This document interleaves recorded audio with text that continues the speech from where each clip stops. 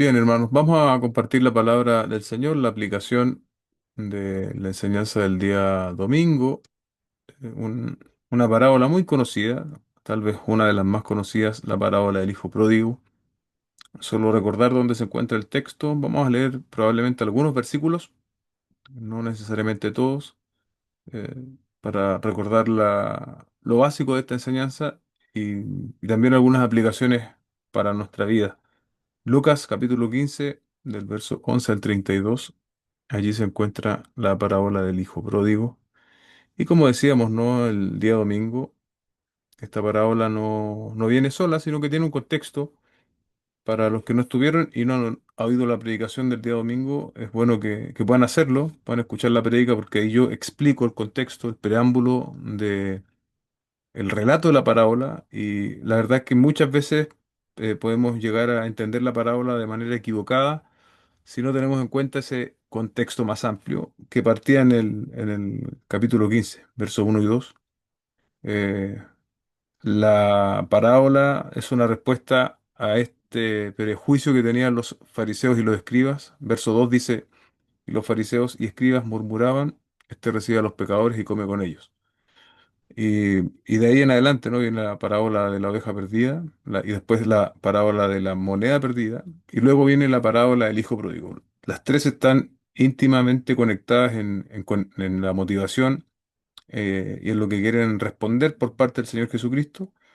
La parábola del hijo pródigo que compartimos el día domingo es la más amplia, es la más larga, es la que tiene más elementos. Y es también donde, de manera indirecta, ¿no? A través del hermano mayor, se habla de la actitud que tienen los escribas y fariseos de la época. Eh, la actualización de ellos es básicamente el pensamiento o la actitud legalista que incluso muchas veces también nosotros podemos mostrar. Entonces también vamos a estar hablando un poco de eso en lo que sigue. Como les decía yo el domingo, esta parábola no es la historia del cristiano descarriado elementalmente. Podríamos encontrar aplicaciones de eso, pero básicamente no es la historia. La parábola del hijo pródigo en realidad viene a representar eh, la historia de cualquier cristiano. Si alguien es cristiano hoy día, se considera cristiano, nosotros fuimos este hijo menor. Sí, fuimos, sí o sí fuimos este hijo menor.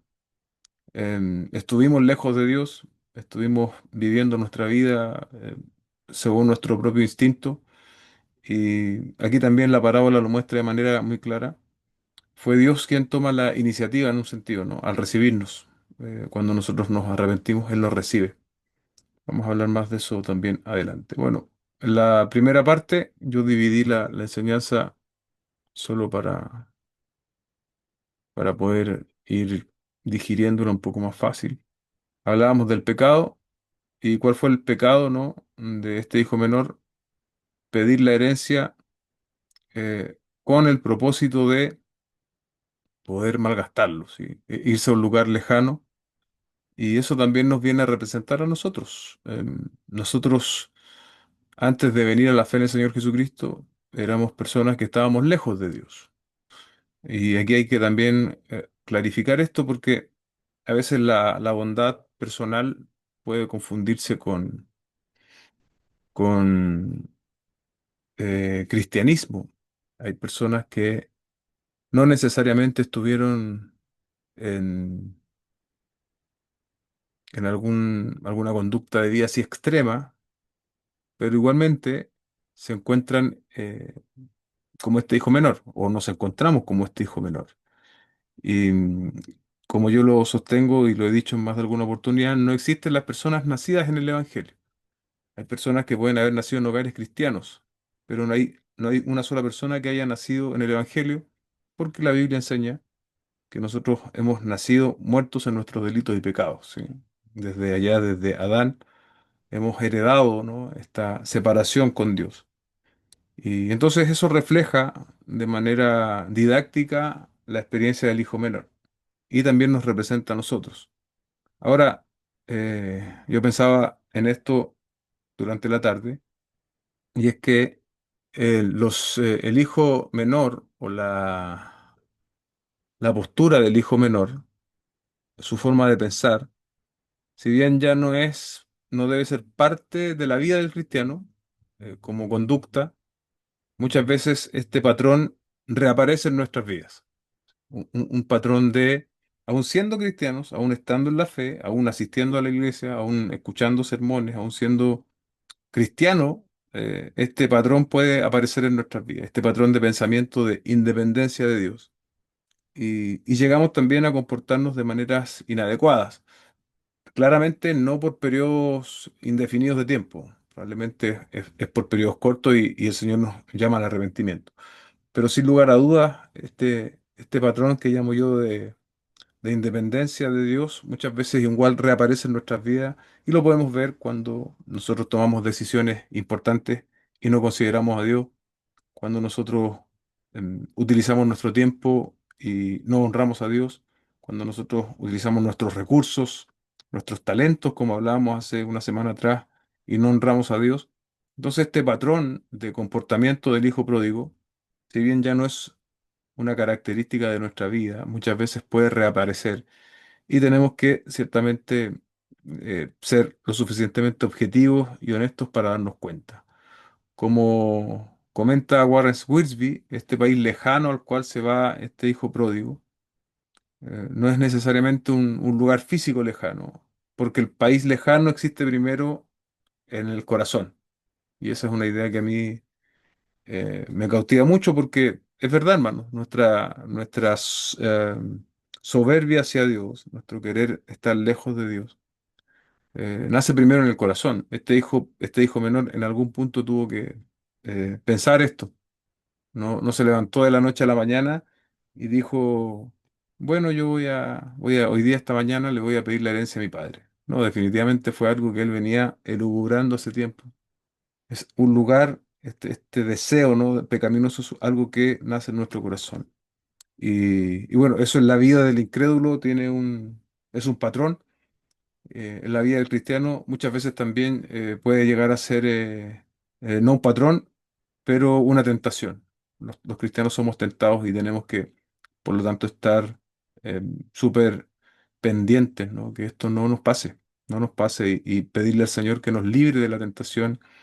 Y como alguien dijo por ahí, si no quieres caer, no andes en caminos resbaladizos, sino que nosotros mismos reconocer nuestras debilidades y, y no andar en lugares o con personas que fomenten o fortalezcan esas debilidades.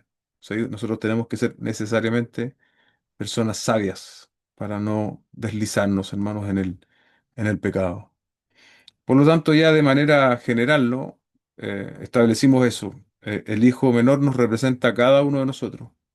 Desde antes de llegar a la fe, nosotros éramos ese hijo menor con ansias de autogobierno, de no conocer ni tener relación con Dios, ni de sujetarnos a su voluntad.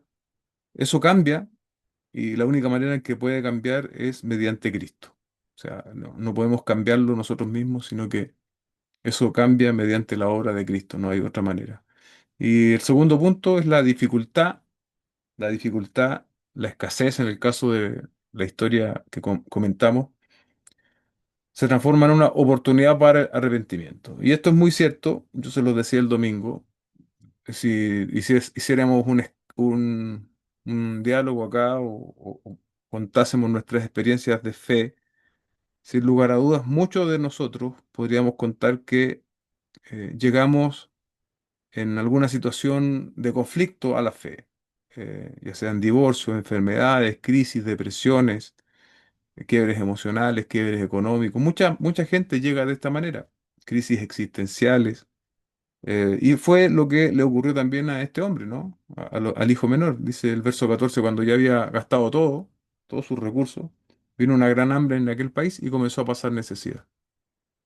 Ahí yo represento todo este tipo de cosas que cuando uno entrevista a las personas que están en la iglesia, eh, en general, salvo algunas excepciones, todos llegamos quebrados, ¿sí? Tal como el quiebre que experimentó este hijo menor al malgastar todo lo que tenía. Y también algo que pasa con nosotros los seres humanos es que buscamos alguna alternativa para salir del paso, para salir de la mala situación, tal como hizo este hombre, ¿no? Verso 15, entonces fue y se acercó a uno de sus ciudadanos o ciudadanos de aquel país y él le mandó al campo a apacentar cerdos. Nosotros también tenemos esa tendencia o inclinación a querer salir de las situaciones difíciles de la vida por nuestros propios medios, básicamente por nuestro orgullo, por nuestra soberbia. Pasa también cuando alguien se aleja de la iglesia por mucho tiempo, que le cuesta volver también. Y bueno, muchos dicen que es porque una de las cosas eh, que pasa en la mente de las personas es qué van a decir los hermanos cuando me vean venir. Ese es uno de los temores. Bueno, en general eh, no vamos a decir nada porque no tenemos esa posición, salvo alegrarnos de ver a alguien que estuvo mucho tiempo lejos de la iglesia. Alegrarnos, recibirle, abrazarle. Esa debe ser nuestra actitud, pero lejos esté de nosotros, hermanos, juzgar a alguien que se ha alejado por mucho tiempo de la iglesia y está volviendo. Pero eso suele ser un fantasma de las personas. Uno conversa con las personas y suelen argumentar eso. Em, y entonces, en ese intertanto de alejamiento, eh, ya sea de una persona incrédula o ya sea de un cristiano que está alejado, veamos la parábola con esa doble dimensión, entendiendo el significado, ¿no? Em, Hay un intento. eh, yo no sé, quizás algunos de ustedes tienen la experiencia, pero eh, hay países en que esto es mucho más frecuente. Acá en Chile me da la impresión que ya no lo es tanto, pero muchos intentan acudir a brujos para arreglar sus matrimonios o para arreglar sus situaciones económicas. eh, y, y bueno, ese es tal vez uno de los intentos humanos que se me ocurre ahora, podría ser frecuente, ¿no?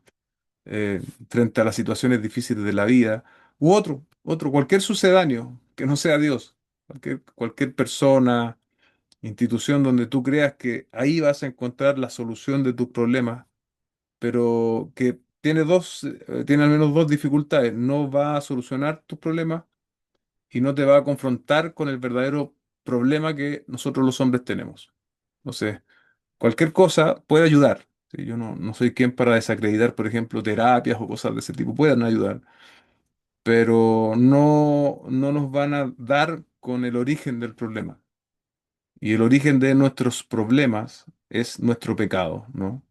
Este hombre tuvo que verse en esta situación límite, quebrado, a punto de querer el alimento de los cerdos, que ahí también hay una cuestión de contexto, ¿no? Los judíos consideraban a los cerdos animales inmundos, por lo tanto, querer saciarse con el alimento de los cerdos para este hombre era un verdadero golpe, incluso a lo que él alguna vez sostuvo como creencia. Y aquí se contraponen estas dos escenas, ¿no? Al comienzo, en el verso 11, este hijo menor soberbio pidiendo su supuesta herencia o lo que le correspondía, y ahora queriendo saciar su hambre con algarrobas.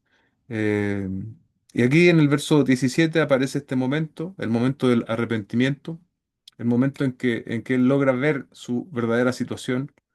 Verso 18 dice, me levantaré, iré a mi padre, y mira lo que él dice, Padre, he pecado contra el cielo y contra ti.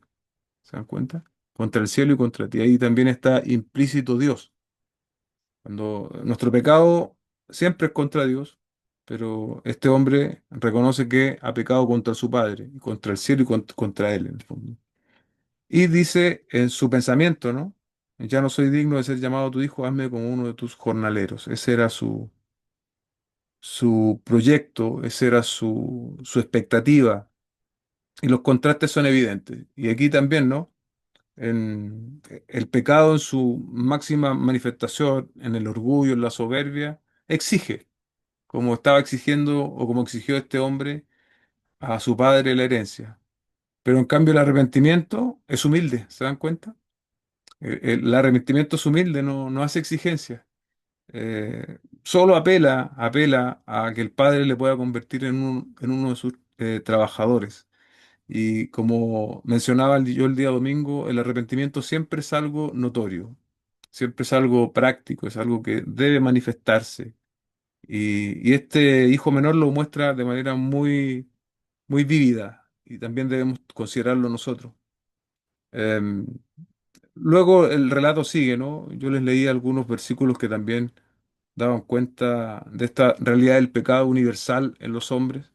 El propio apóstol Pablo lo dice, ¿no? En primera de Timoteo 1:15, palabra fiel y digna de ser aceptada por todos, que Cristo Jesús vino al mundo para salvar a los pecadores, entre los cuales yo soy el primero, dice Pablo.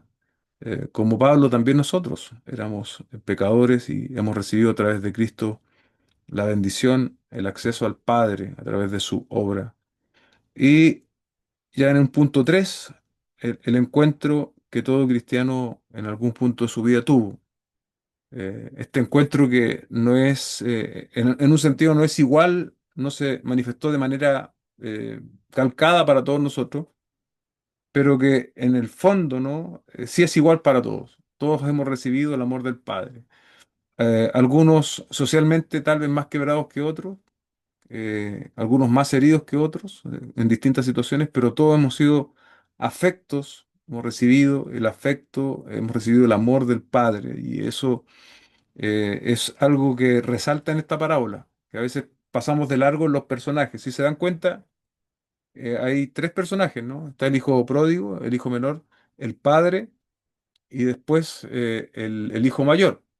El hijo menor representa a los pecadores confesos, a los pecadores que hemos dicho, sí, yo he pecado contra el cielo, yo he pecado contra Dios y reconozco mi pecado y apelo a su misericordia, apelo a su misericordia. Y Dios, en su gracia abundante, no solo me da misericordia, sino que nos muestra al Hijo, ¿se dan cuenta? Nos muestra a su Hijo Jesucristo, nos da a su Hijo Jesucristo para que nosotros tengamos una relación con Él. Y ahora la respuesta del Padre, ¿no? Nos muestra el corazón de Dios, cómo Él está dispuesto a dar amor, cómo Él está dispuesto a ir en nuestra búsqueda. Se dan cuenta que una vez que estaban ocurriendo paralelamente tal vez estas dos cosas, el hijo dándose cuenta de su situación, pero el padre en todo ese intertanto siempre estuvo pendiente del hijo. ¿Sí? Este padre de la parábola limitado, ¿no? Está representando un hombre, la representación es un hombre, pero el Padre Dios no. El Padre Dios sabe todo, sabe cuán descarrilados estábamos, cuán solo a lo mejor nos sentíamos. Dios Padre sabe toda nuestra situación y Él estaba esperando entonces nuestro gesto de arrepentimiento. Él estaba esperando que nosotros nos volviésemos a Él para prodigar, para dar con abundancia y sin ningún tipo de reserva. Esa es la palabra que estaba buscando. Su amor. Dice que corrió, que lo abrazó. Y eso Dios lo hace a través de su Hijo Jesucristo, para, para protegernos, eh, para salvaguardarnos, ¿no? De cualquier daño que otros nos pudiesen querer hacer en el contexto de la parábola. Y esto es, Iglesia, lo que nos viene a mostrar el Padre. El Padre. Y también, otra vez, es un amor que experimentamos y que tenemos a nuestra disposición, no solamente en nuestra conversión, que recordemos que el Hijo Pródigo nos representa en nuestra conversión, sino que también es un amor que Dios nos da siempre. Ahora mismo Dios nos brinda de ese amor. Cuando nosotros fallamos, cuando nosotros nos alejamos, cuando nosotros pecamos, Dios también nos quiere brindar de ese amor. Y la manera, ¿no? de nosotros acceder al amor de Dios no es muy distinta respecto de nuestra conversión. Sigue siendo el arrepentimiento. Cuando tú pecas, cuando yo peco, yo debo confesar mi pecado delante del Señor. De hecho, probablemente diariamente nosotros debiésemos pensar en cuántas formas hemos ofendido a Dios durante el día, con cuántos pensamientos le hemos ofendido durante el día, con cuántas acciones, con cuántas miradas, y ponernos a cuenta. Sí, Señor, he pecado en estas áreas de mi vida, con estos pensamientos, con estas miradas, Señor, con estas discusiones, con este tratar mal quizás a mi prójimo, no lo sé, con esta discusión que tuve con mi esposa, o perdí los estribos disciplinando a mi hijo, o le contesté mal a mi jefe. Son tantas las cosas, hermano, o las situaciones en las cuales nosotros podemos llegar a pecar. Y, y bueno, cuando lo hacemos, Dios nos sigue amando, pero es claro que nosotros tenemos que arrepentirnos. Es claro que nosotros tenemos que confesar ese pecado, y en esa confesión también va implícito el arrepentimiento. Entonces confesamos nuestro pecado y tenemos un compromiso también activo por no volver a pecar de esa manera. Eh, en ocasiones lo logramos, en ocasiones reincidimos. Esa es la realidad de las cosas. Pero tenemos que seguir luchando. Tenemos que seguir luchando. Tenemos que seguir luchando el camino de la santificación. En este camino, hermano, nosotros participamos. Dios nos justificó a través de Cristo, lo veíamos hace una semana, ¿no? Es un acto de Dios, pero en esto de la santificación nosotros tenemos que inclinar nuestra voluntad, y eso sugiere esfuerzo, sugiere compromiso. Entonces, ese amor de Dios está siempre pendiente de nosotros y nos ha provisto de todo lo necesario, hermanos, de todo lo necesario. Entonces tenemos que dejar el orgullo de lado, tenemos que dejar eh, muchas veces nuestras posiciones o nuestras miradas de las cosas de lado, para poder seguir disfrutando del amor de Dios, seguir disfrutando que, como les decía antes, eh, nos encandiló como, como Pablo fue encandilado camino a Damasco en alguna oportunidad cuando nos convertimos, de manera similar, nos sorprendimos de ese amor, y hoy día también está, iglesia, a nuestra disposición, en nuestras debilidades, en nuestro cansancio, en todo, como tú te encuentres hoy, en tus desesperanzas, tal vez yo no lo sé, pero Dios sí lo sabe. Dios es un Padre amoroso que quiere acogernos siempre.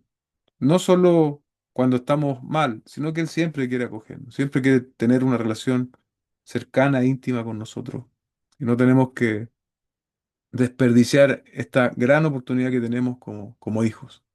Así que podríamos seguir hablando del corazón del Padre, ¿no? De cómo Él se manifiesta en nuestro favor, de cómo Él nos soporta, de cómo Él nos levanta, de cómo Él nos da oportunidades, de cómo Él siempre está en disposición de perdonar. Y si Dios está siempre, amados hermanos, en disposición de perdonar, entonces nosotros siempre tenemos que estar en disposición de pedirle perdón cuando le ofendemos. Eso es el aspecto práctico, tal vez, para nosotros que ya estamos en la fe. Finalmente, el tercer protagonista es el legalista, ¿no? Los fariseos y los escribas de la época son este hermano menor. Y los legalistas de hoy en día también. Eh, el legalismo, me atrevo a decir que tiene hoy día distintas presentaciones o manifestaciones, ¿ah? Es como una enfermedad.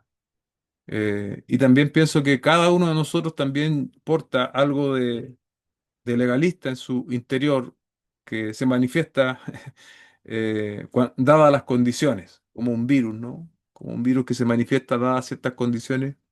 Así nosotros también portamos este virus, y, y volver sobre el relato que nos hace la parábola en particular, nos ayuda también a mirarnos a nosotros, cómo nosotros actuamos con un corazón legalista o con un corazón como nos muestra el Padre.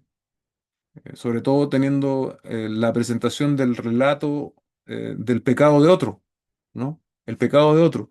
Y el no es el pecado de cualquier otro, es el pecado del hermano. ¿Se dan cuenta? Entonces, ¿cómo nosotros lidiamos con el pecado del hermano? El hermano en la fe. Em, nos deja alguna enseñanza, a ver si solo lo podemos observar. Yo y subrayé algunas cosas. En el verso 28 dice, entonces él se enojó y no quería entrar, y salió su padre y le rogaba que entrara. El hijo mayor recibe este reporte de lo que había pasado por parte de algún empleado o siervo. Y lo primero que él hace, cuando este hermano es recibido por el padre con esta algarabía, con esta fiesta, ¿no? Con este reconocer que es su hijo, se enoja. Entonces ahí usted tiene una característica del corazón legalista. El corazón legalista frente al perdón, frente a la manifestación de Dios, del favor de Dios, de la misericordia, de la gracia, del favor en Cristo, se enoja. Ahí usted tiene un signo claro, se enoja y no quiere ser parte de la celebración. Luego, verso 29, eh, dice, pero él le dijo al padre, mira, por tantos años te he servido y nunca te he desobedecido ninguna orden tuya. Está exhibiendo su rendimiento. El legalista exhibe su rendimiento y reclama derechos. ¿Se dan cuenta? Reclama derechos. Eh, el germen legalista siempre saca a relucir su rendimiento, lo comprometido que él es, podríamos decir en nuestro contexto, eh, las horas que él sirve a otros, etcétera. Lo que sea que en el fondo era una forma de estar bien con el padre, pero lo saca a relucir para verse mejor que el resto, para verse sobre el resto.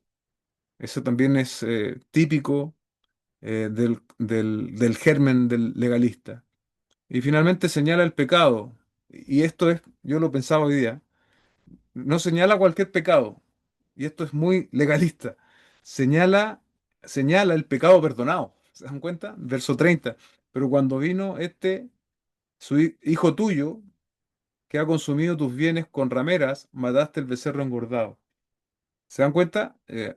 Si esto era parte, o sea, es parte de la parábola y esto fue esta información que el hijo mayor tenía, que no habíamos tenido antes, ¿se acuerdan? En el relato no se había dicho en qué él había gastado su dinero. Acá se detalla, o el hijo mayor detalla, dice que ha consumido tus bienes con ramera, un pecado específico. Pero resulta que este pecado ya había sido perdonado. Entonces, el germen legalista también hace eso, señala el pecado perdonado. Y nosotros como hermanos en la fe, eh, no tenemos que nunca caer en este tipo de actitudes, hermano, porque son actitudes 100% legalistas. Si Dios perdonó a una persona, eh, ese pecado está perdonado, ya no es tema de conversación. De hecho, solo podría ser tema para glorificar a Dios, producto de su gran misericordia y manifestación de gracia hacia los pecadores, donde estamos todos en el mismo grupo, ¿sí? Todos en el mismo grupo. Pero este hombre tenía un alto concepto de sí mismo, un alto concepto de sí mismo, de ser mejor que su hermano, de señalar a su hermano, de enojarse eh, por este acto de perdón por parte del Padre. Y así podemos ver, ¿no? Las características del legalista y, y que muchas veces también nosotros podemos llegar a comportarnos o a tener comentarios de este tipo, de los cuales tenemos que cuidar nuestro corazón, hermanos, y cuando nos damos cuenta, cuando la palabra nos confronta, bueno, otra vez pedir perdón al Señor. Si se dan cuenta, al final, los dos hijos, eh, uno estaba en pecados, o estuvo en pecados muy visibles, perdido, y este es más peligroso incluso, porque el hijo mayor estaba religiosamente perdido. ¿Se dan cuenta? Religiosamente perdido. Estaba en la actividad, estaba ahí mismo con el padre, pero estaba perdido. Y esta situación, gran manifestación de gracia y de misericordia del Padre, puso en evidencia lo que había en su corazón. ¿Se dan cuenta? Así que una parábola muy con mucho contenido de la cual podemos aprender. Es una parábola que podríamos utilizar para evangelizar, sí, claramente, eh, pero también podemos utilizarla con un sentido de restauración, como es el sentido que yo he querido compartir hoy día con ustedes, iglesia, de manera más específica. ¿Por qué? ¿Por qué restauración? Porque nos lleva a recordar el gran amor de Dios Padre hacia nosotros, desplegado, prodigado a través de Cristo nuestro Señor. Y recordemos que Dios nos recibe, Jesucristo nos recibe. Todo el que está cansado, cargado, trabajado, venga, dice el Señor, venga, venga. Así que solo tenemos que movernos en la dirección clara y escuchar la voz de Dios. Y Él tiene, no es que exista la posibilidad que tenga descanso de manera efectiva, iglesia, Él tiene descanso para nuestras almas. Tenemos que creer a la verdad de Dios y asirnos de ella y recibirla con fe, que Dios sí es nuestro consolador, es nuestro ayudador y su amor sigue eh, tan claro y debe seguir tan claro para nosotros como el primer día que lo pudimos observar. ¿Sí? Imagina usted la imagen del hijo pródigo cuando él venía con los temores propios de su actitud, de su despilfarro, de estar lejos de Dios, acercándose a la casa del Padre, pero cuando ve él al Padre correr, imagine ese cuadro, el Padre corriendo hacia él. Así está también Dios con nosotros.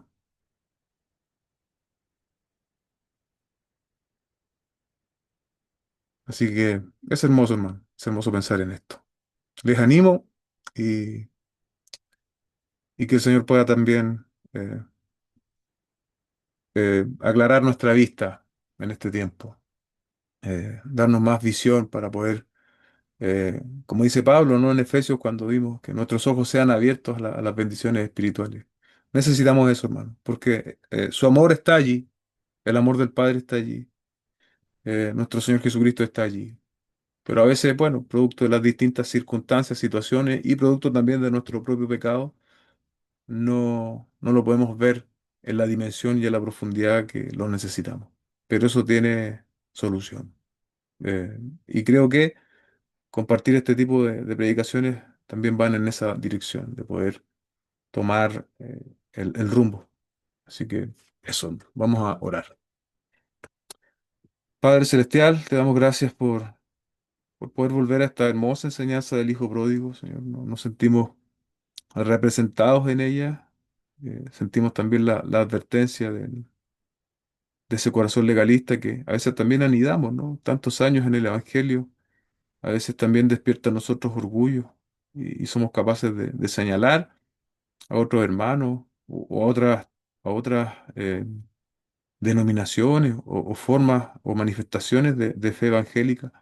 Nos sentimos superiores, perdónanos, Señor, perdónanos, sino que podamos siempre cultivar un espíritu humilde. Pero por sobre todas las cosas me quedo y quiero subrayar, Señor, eh, tu amor, el amor del Padre hacia nosotros.